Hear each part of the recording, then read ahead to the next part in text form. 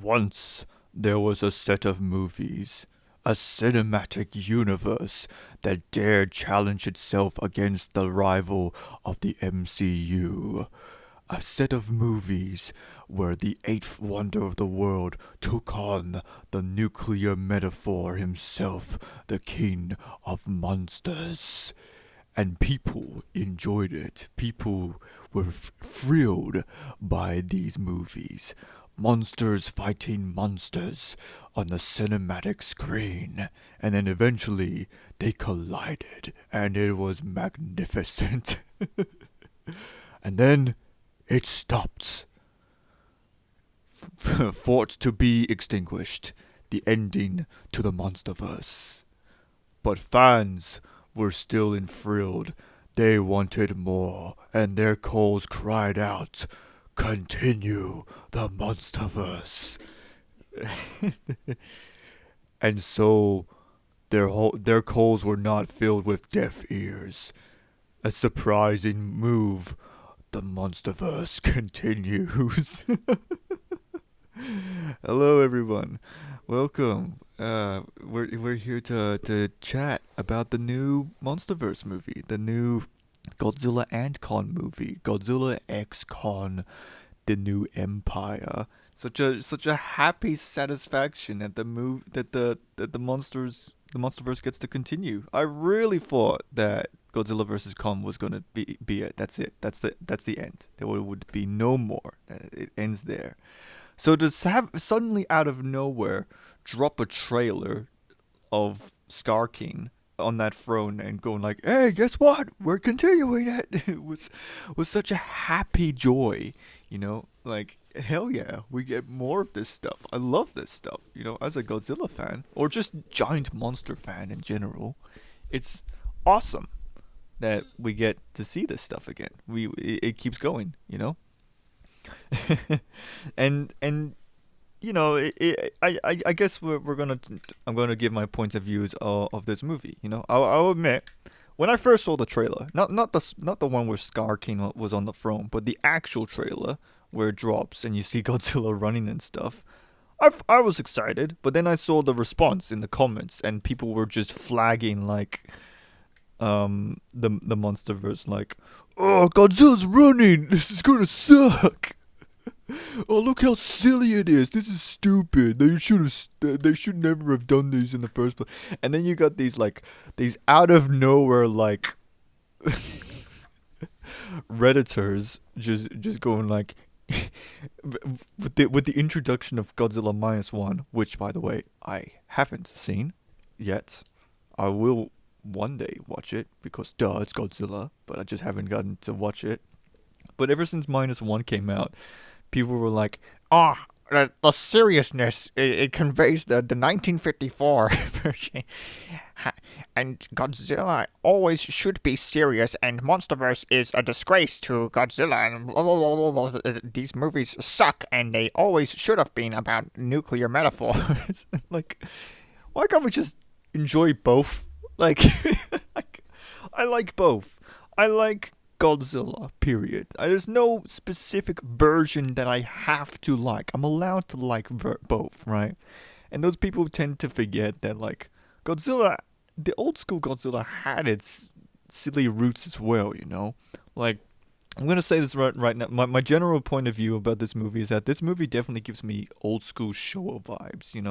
I watched this movie and it reminds me of the classic Godzilla movies like Godzilla vs. Gigan, Godzilla vs. Megalon, so on, where it's just simple as that. It's evil monster appears, Godzilla teams up with another monster, and they take it down. And sometimes it may be a little bit silly here and there. It doesn't take itself too seriously. It's just a overall monster royal rumble. And that's fine. It's fun. And you don't always need Godzilla to be a nuclear metaphor. That stuff's good. That is where he originates from. But we also like watching monsters fight. Like, come on. Don't make us choose, right? So I'm gonna go into full depth about each different parts about this movie, like I normally did with the other movies. You know, I'm probably going to speak about spoilers. It's going to be hard for me to talk about this movie without talking about spoilers. So, to give you a fair warning right now, right, I'll give you a quick summary. In fact, I pretty much already gave you my summary. Uh, I came into the movie worried about the response and that maybe this movie might be a bit too silly, but came out really enjoying it because it reminded me of the old school Showa movies, and overall I had a fun blast watching the movie. Right, that's my overall opinions. So now it's time to go into the in-depth stuff. We're going to go into categories. So let's start off with the King Kong section.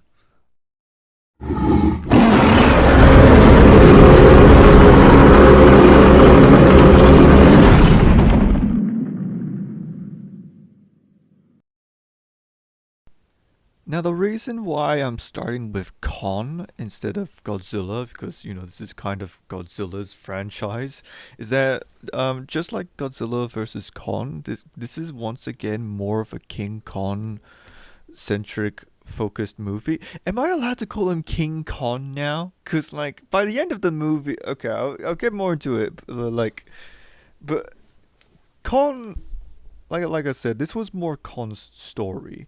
In fact, this is probably the best version of watching King Kong's. I'm just gonna call it King Kong because that's what he was used to be called, right? That's what he was famous for. But he used to.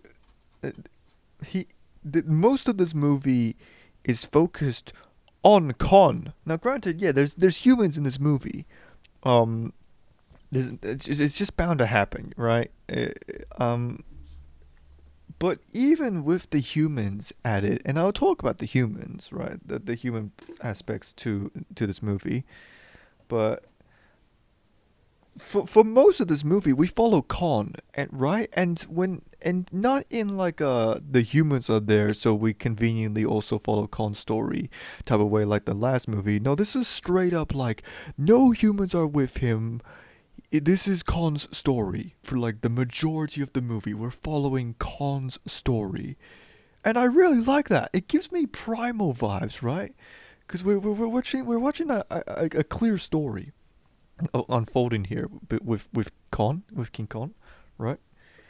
And like it's really neat because you can see all the stuff going on and the stuff happening with Kong without a single word shared, right? It's the silent treatment all over again, where you don't need words to display what Kong is feeling or the other monsters that Kong encounters, right? So in this movie, this continues with the whole storyline of Kong, trying to find uh his kind, and nah, at this point, it's not really a spoil. Well, it sort of is if you never watched any of the trailers. But yeah, no, he finds other cons, right? And it's really cool to see him find other cons and how he becomes king of those other cons, right? Because this also follows along with the story of the son of Kong. So this is a son of Kong story as well, which has happened, by the way, before. I haven't actually seen the movie Son of Kong, but I know it has happened. Um, and it really does give off this whole like, what's his name? The God of War, Kratos, and boy storyline. I never really played the God of War games. I know I'm gonna have an army of people just coming to my doorstep now. But it's really cool to see Kong find this younger Kong. What was his name? They gave him an official name, right? It was Ton Suyu or something, Tonsul or something with a T. I don't remember what they named the baby Kong, but it's nice that, like, for one, when Kong actually finds the baby Kong, he's not even actually friendly. Well, Kong's friendly, right? He definitely has this kind soul, but with a like I will fight you if I have to type of way, right? Where but initially like the baby Kong essentially is always trying to kill him, but he gradually learns to like him and eventually even just straight up saves his life multiple times, and it's really nice to see this character arc of this little baby con to learn that, like, oh, maybe this guy's not so bad. Without a single word shared, right? You can tell exactly what they're thinking without them ever going like just randomly like, "Oh, I can speak now. I am King Kong. This is what I sound like." Yeah. Um. But then, seeing his story go forward and how he overthrows the main villain of this movie, Skull King. Which now that Skull King is going to be his own category entirely. I'll talk about him. But seeing Con learn, go from loner to king by the end of the movie, it was a good journey. It kind of gave me Planet of the Apes vibes, you know. It was really cool. It was really cool to see Con's journey. This is definitely one of the best aspects of this movie. You could honestly probably remove the humans, and it would be a good movie. A really, if not maybe even better. But I can definitely see why they needed humans for this specific, particular, very high spoilery reason. But otherwise, if they didn't have that specific certain thing, you honestly could have just gone for the whole movie without humans, and it would have still stand out as a solid movie. Just watching King Kong. Maybe even just taking out Godzilla, honestly. If this was just a pure Kong movie of him just overthrowing the evil other Kong, then yeah, like it'll be a solid movie. Yeah. Um. Otherwise, right, there's nothing else I could really talk about in terms of Kong, except for well, I guess the other type of stuff about Con that I could really talk about also involves the humans, and the humans, like the other movies, is going to be its own category. So we're kind of done with Con. But yeah, Con was definitely the best part of this movie. But now we got to go into the his contender, Godzilla. That's going to be in more interesting territory. But we'll talk about him right now.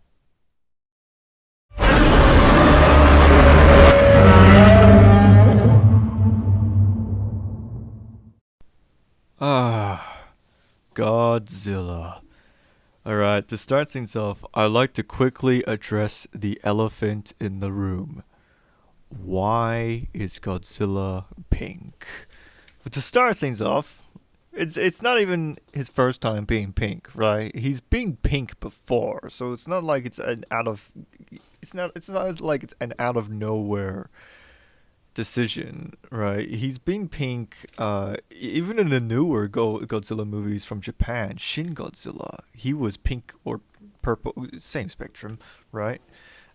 He was pink in that movie, right? Where he does the whole like from the spines and the explosions and cutting through buildings. Arguably one of the most destructive atomic breaths ever. But it's not like yeah, like I said, not his first time being pink. But also, even though we are drawn to think of Godzilla as blue, we interpret Godzilla, and most of the time, yeah, he is blue.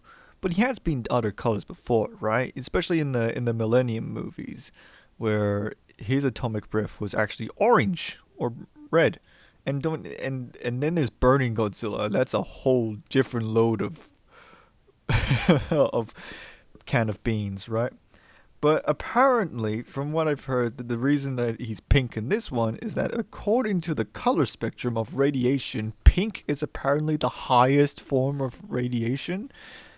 So making him pink makes it look like Godzilla is the most radioactive being on the earth. So that's why he's pink. Personally, design wise, I don't mind Godzilla being pink, right? As I've said, he's been other colors before, so I don't really. In fact, if anything, I want to see people experiment with different colors of Godzilla's beam even more often. I think it would be cool to see a Godzilla that breathes out a green radioactive atomic breath. We've never seen a green one. We've seen orange, we've seen red, we've all definitely seen blue, and now we've seen pink. I want to see a green radioactive Godzilla. That would be awesome, right? But otherwise, yeah, I don't mind the design. Maybe he's a bit too slim for my liking. I think I liked it better when he was big and like mean, but I get used to it. Now, story wise, in terms of Godzilla, like I've said, this was more of a concentric movie, but at least Godzilla kind of had more things to do in this movie rather than just go around the ocean fighting Kong and then suddenly hearing that Mechagodzilla's around and going to try and kill him. In this movie, Godzilla has kind of gone on like a main side quest of trying to become as radioactive as possible. Like he's going everywhere, even to the North Pole where there's apparently a super radioactive monster. Right, I'll say like Godzilla is destructive in this one. He's just on a rampage on this one. But my one complaint is that I wish they kind of gave more of a reason. They kind of said they have a reason why he's doing that. They sent messages to Godzilla to tell him to do that. But I wish I don't know. I kind of wish we were given more of a better excuse why he's going on this whole big side quest to become as powerful as possible. Because he's kind of just doing it in the movie, right? and but yeah, like otherwise, it still was really cool. We saw heaps of fight scenes with Godzilla. He fought a lot of monsters in this one, which that's another thing. I guess I'll bring this up in this category. They bring back a lot of old school monsters from the previous movies. They brought back Skyla, the freaky squid crab monster, from King of the Monsters. They brought back bloody Doug came back. The Warbats kind of made a cameo. The vultures. It's just a lot of monsters that appeared in the past movies. Yeah, had an reappearance, and it was nice. It was nice to see them again. It makes it coherent. To remind you, like, yeah, these movies are still connected. These monsters are still around. It's not the last time you see them, which kind of makes me hope that we see the other monsters. Like I would like to see the bloody gorilla, the gorilla mammoth thing, behemoth. It would be cool to see him again. But yeah, anyways, back to Godzilla, right? So, I mean, other than the whole side quest, like Godzilla, as I've said, he had awesome fights on his journey to becoming as radioactive as possible. Godzilla didn't really have much of a story, which yeah, kind of goes back to Godzilla vs. King Kong, where Godzilla's more like a secondary powerhouse to help Kong win, right? This was still Kong's movie in the end, I guess. But good news though, and actually really good news, is that apparently according to the director, they're gonna make another movie, which that alone is another more good news. Is that the MonsterVerse it's definitely confirmed that we are definitely getting more Godzilla movies, which is awesome. I love that. But the next one's gonna be more Godzilla centric, which is good. We need a movie where we focus more on Godzilla. Because we haven't done that since King of the Monsters, which was way back in 2019, which was 5 years ago. King of the Monsters was 5 years ago. Bloody hell. But yeah, otherwise, I don't really have anything else to say about Godzilla. He was still cool, but I wish they had a story more focused around Godzilla. But yeah, so now let's move on to the secondary monsters, or more so the villains, the main villain. Let's look at Scar King.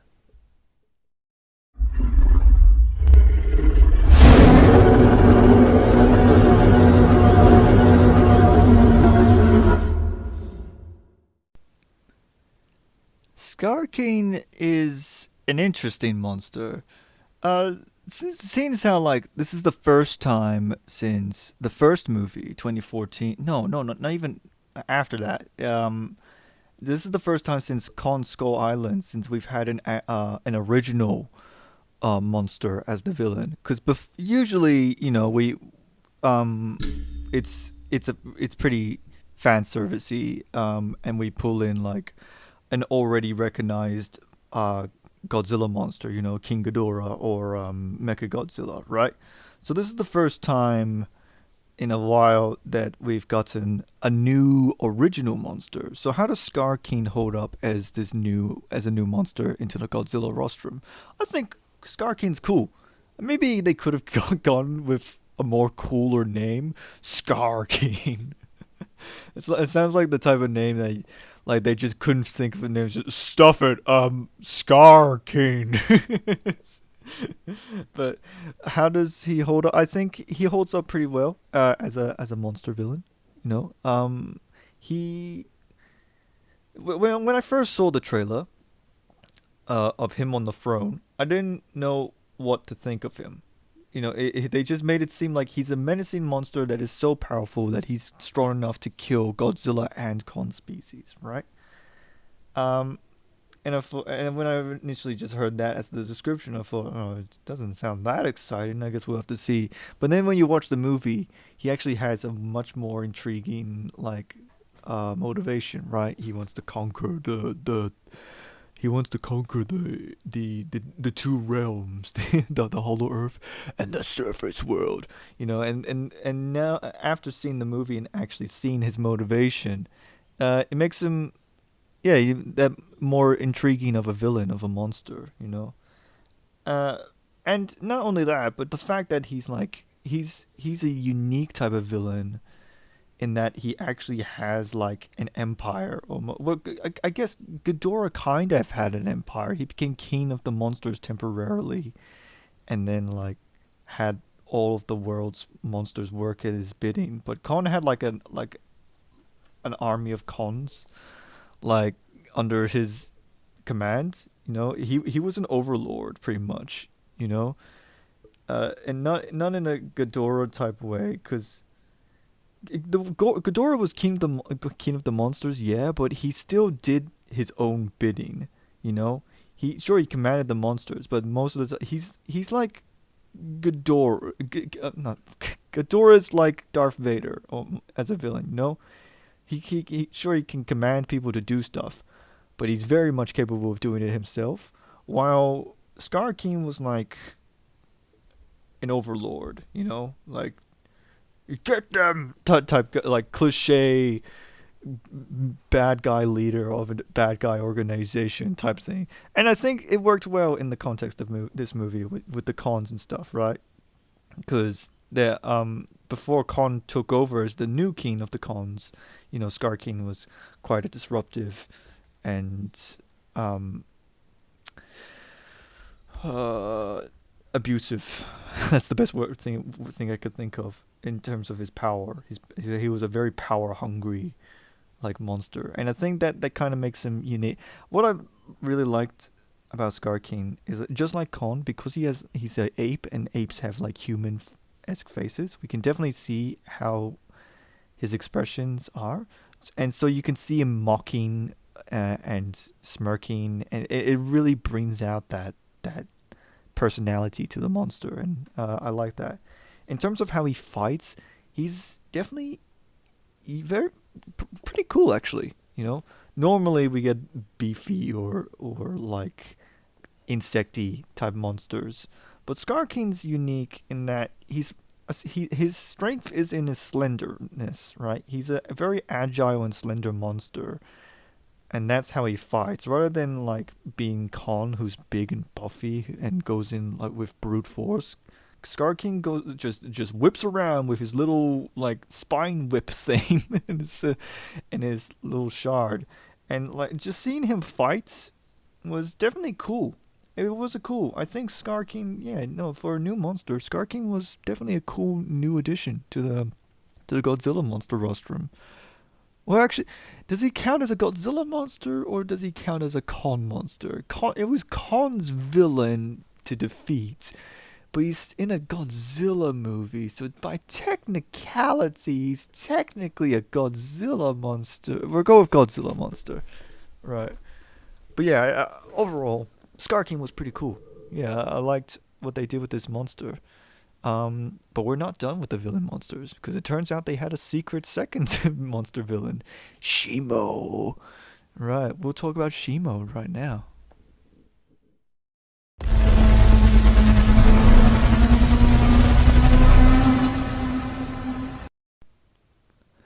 Shimo. Now, just like Scar King, this is once again another original monster. But unlike Scar King, Shimo was a lot more secretive. Now, granted, I guess this could be a bit of the larger scale of spoiler territory because since this monster wasn't really revealed in the trailers. But here's my logic, right? Since this monster isn't really it's this is the first time this monster has appeared, right? It's not really been hinted at in the past, nor is it even a recurring character. This is a new monster. So just by showing you what it looks like, oh cool. But we're not really spoiling anything. We just now know that like, oh, this monster's here. Okay, it's not that big of a significant. It's not like let's say, it's it's not like they suddenly out of nowhere bring in like let's say King Caesar is now in the MonsterVerse. That would be cool though. I think any of them coming back into the MonsterVerse would be cool to see. But anyways, we're not talking about that. Shimo, how does Shimo hold up as a monster? First off, the design is really cool. I think it's finally refreshing to see a big, beefy monster. You know, I don't get me wrong. All the MonsterVerse monsters designs are really cool and all. But for the most part, the majority of them are either like insecty or very agile, right, or slender. So to see this monster, Shimo, this big, bulking, like pretty much as big, if not maybe even bigger than Godzilla looking monster, is refreshing. You know, it's cool to see a different spectrum to the monster diversity. You know, and the backstory behind this monster is rather cool and interesting as well, right? It's a monster that caused the Ice Age, and then when hell went loose, and Skarkin and Shimo entered the surface world, it threatened to cause another ice age. But I feel like I wish that aspect was more drawn on to really get you the idea on how drastic the stakes were. They kind of mentioned the whole ice age thing, and granted, yeah, they do show the ice abilities, which by the way is really cool. It's cool that they gave this monster a unique ability, having like ice breath and stuff, and being an ice monster. But then it kind of just went to the surface, blew some air into the sky, and then when the battle's over, it's like, oh, okay, I guess that's reverted now. You know, it wasn't quite clear that like the Earth was freezing or anything. It kind of just did its thing, and then that's it. You know that the stakes weren't, it didn't feel like they were quite there. You know, but whatever. But this monster is a really interesting monster based on the character development on this monster. So this monster Shimo was a slave or a captured prisoner or a an abusive tool. May I say, from Scar King, right? Scar King enforces the power of Shimo to do his bidding, because he's got this little magic crystals thing. Which, by the way, magic crystals, right? Just saying, you're setting up something cool with, you could bring in Space Godzilla with magic crystals and stuff. This movie has a big thing of magic crystals. There was a lot of these crystal elements to this movie. But I think the character arc of this monster was pretty well done. Yeah, to see. I'm not going to say fully of what happens, but there is a character arc with Shimo. Yeah, and I think that's probably the most likable thing about this monster is the developments. Don't get me wrong, the design and the abilities are really cool as well. But seeing it progress through the movie it was pretty well done. Yeah. Otherwise, there's nothing really else I could really say about Shimo. It's just a basic but really cool monster. In fact, fact actually.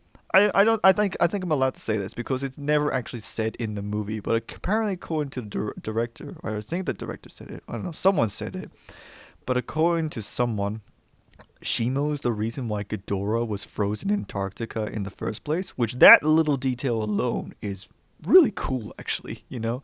It, it really fleshes out the monster first, you know? But that brings up new questions like, did did Godzilla help Shimo? Was Shimo a friend of Godzilla in the past? Was Godzilla even in that fight to begin with? Or was it just like, oh, you're conveniently in Antarctica? I don't know. But yeah, but otherwise, it was a cool development. It was a cool monster, a cool development, and yeah. So now that we're done with Shimo, I guess we'll move on to the more story centric part of the story, which is the humans. Let's talk about how the humans went, and plus a very major spoilery territory. This is one of your many warnings to come. Now, when it comes to the humans, as it always is, it's no surprise that obviously the humans aspects of these movies are not the most entertaining parts of the movie. To the point where some of them are just downright just it feels like you just wanted to just get it over with and just move on to the next sequence, right? Um, I feel like in terms of humans, Skull Island had the best human characters. So out of the MonsterVerse, you know, you had Godzilla 2014, with promising actors like Serizawa and um what's his name, the Walter White actor. I forgot his name. But yet the fact that they killed off him was just it was a decision, and they moved on with this military guy, which could have been interesting if they just gave him more, you know, of a character. He was just kind of bland, and then you had like I said, Kong Skull Island, which had the best characters. Then there was King of the Monsters, which was, you know, hit or miss. They tried something with the whole like father grieving his son and blaming it on Godzilla thing, but like it just didn't go anywhere. And then there was the whole Madison and mother thing, which was uh didn't really quite hit so well. And then there was Godzilla versus King Kong, which had a good Kong storyline with Gia, um the deaf girl, and her mentor, and the other guy who's um had some kind of character arc. And then there was the Godzilla side, which with the returning um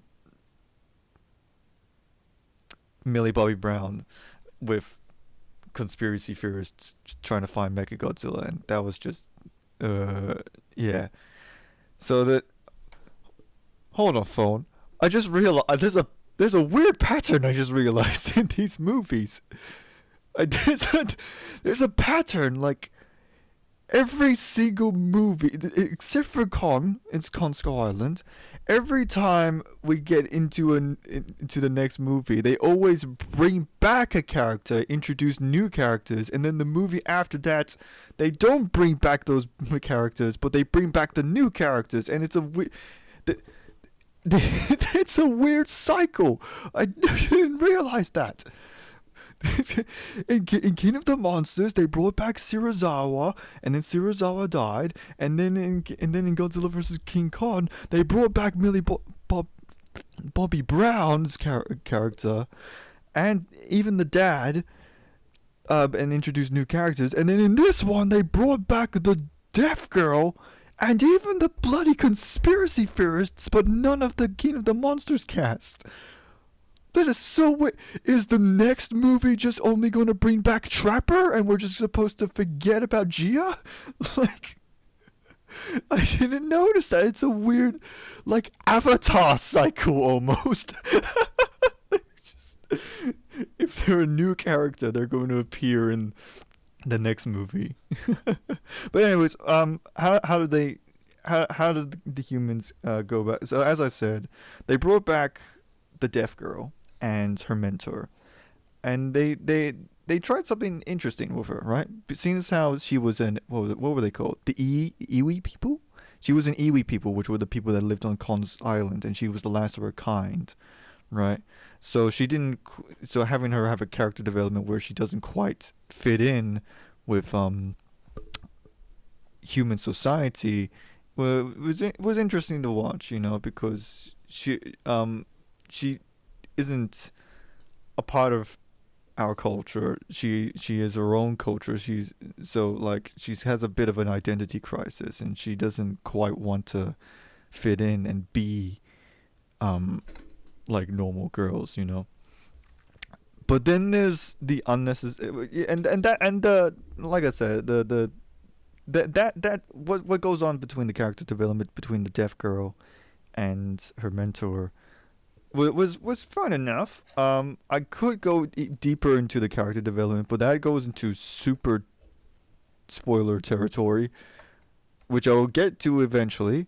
This is your second warning. But then there was Earl.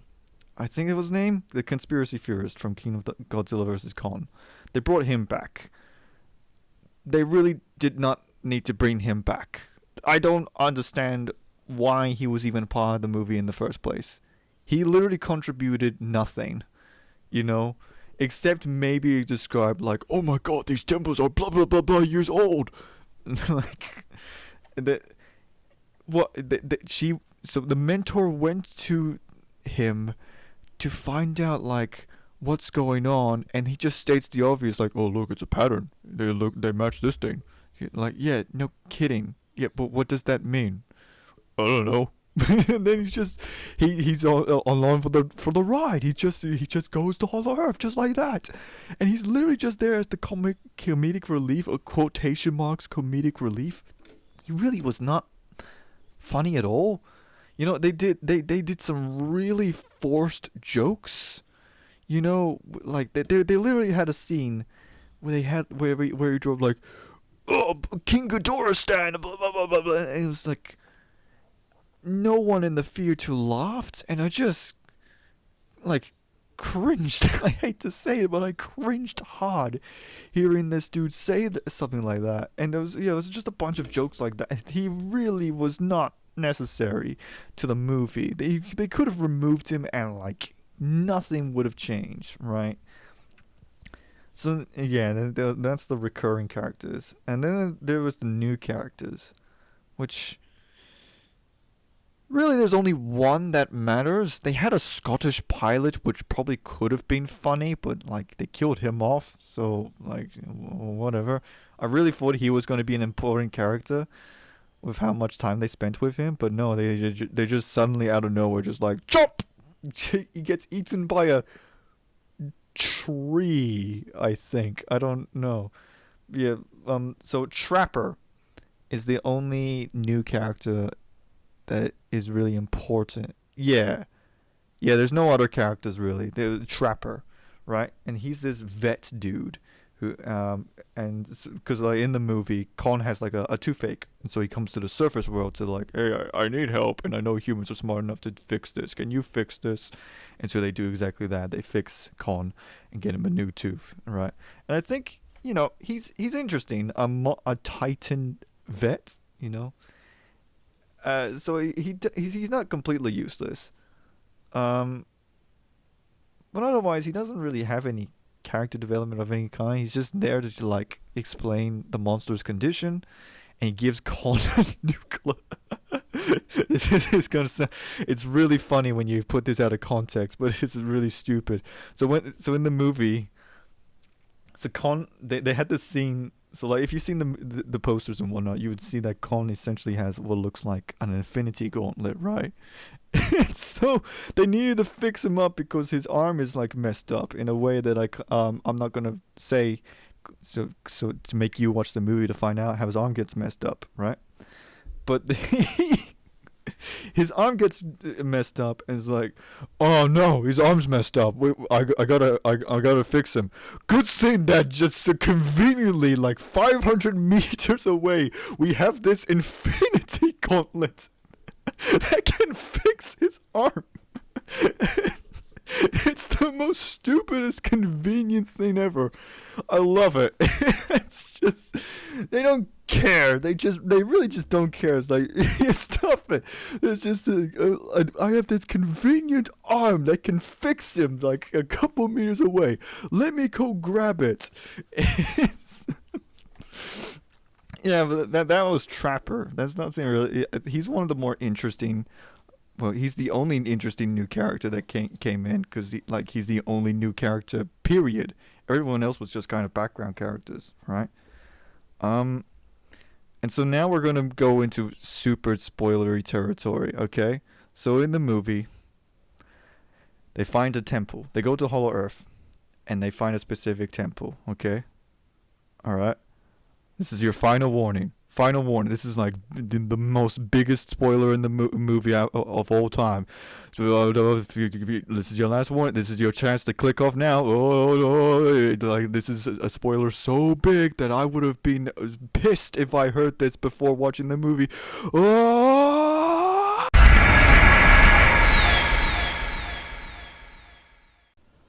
Mothra returns. Told you. Should have clicked off if you did. Don't blame me. I gave you warnings. If you haven't watched the movie and and like this is on you, okay?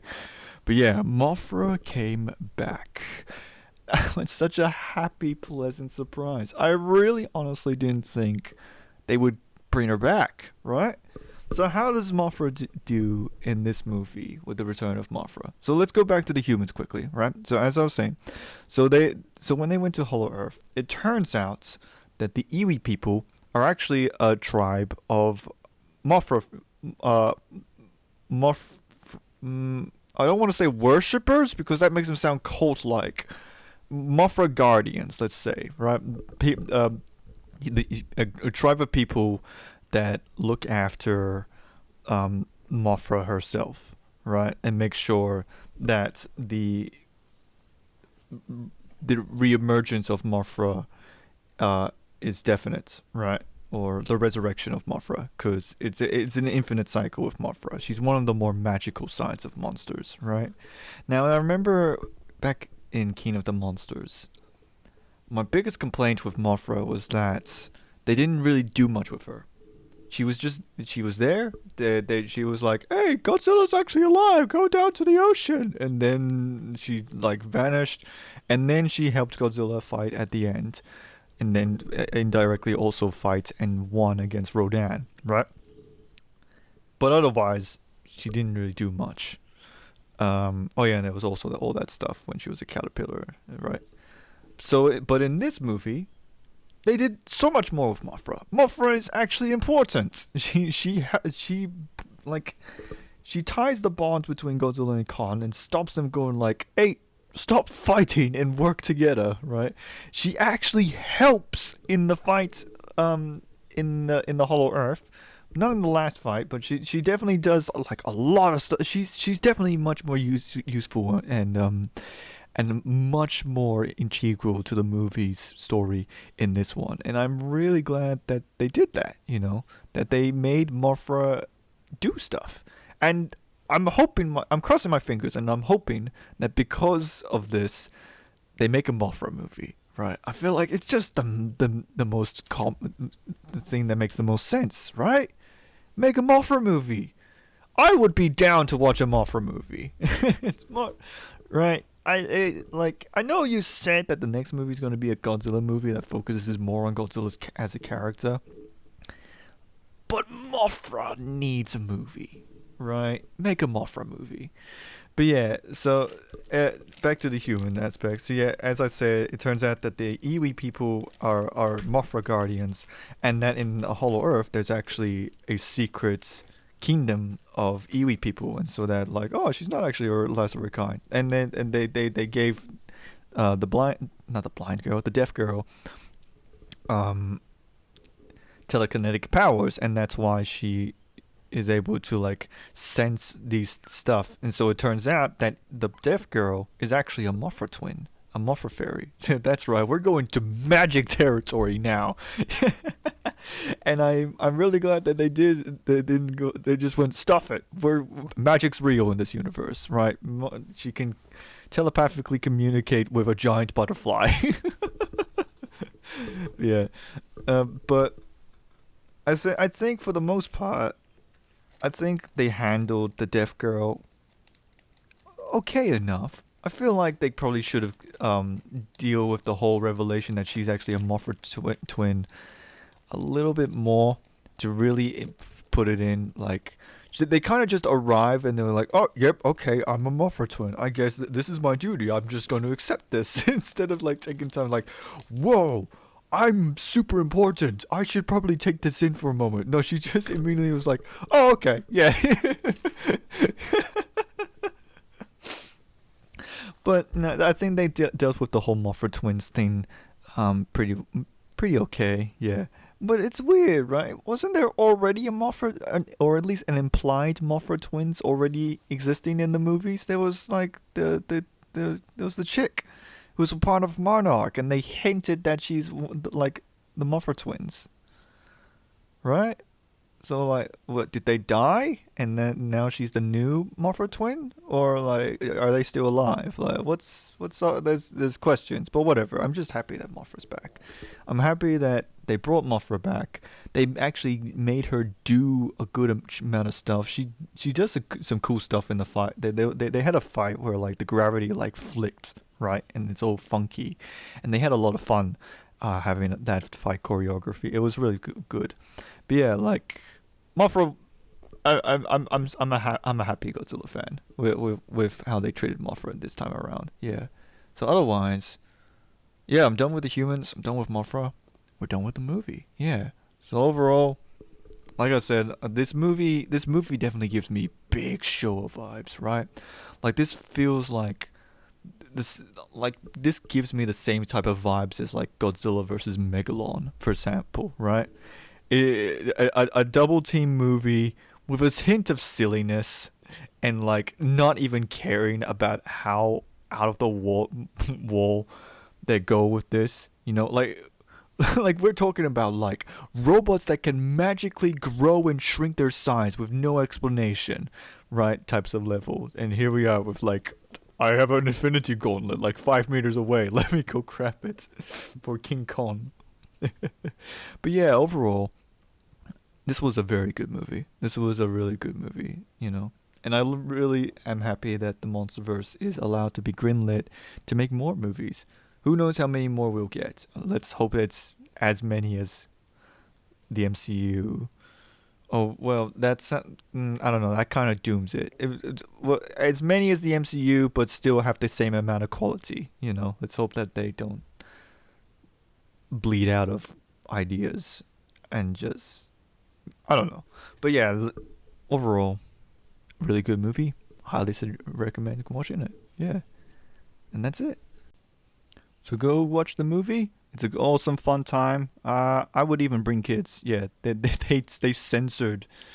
They could they it's weird. They're kind of gory, but like they censored it by not making the blood red. All the blood is green, which is kind of funny. But yeah, you can bring kids.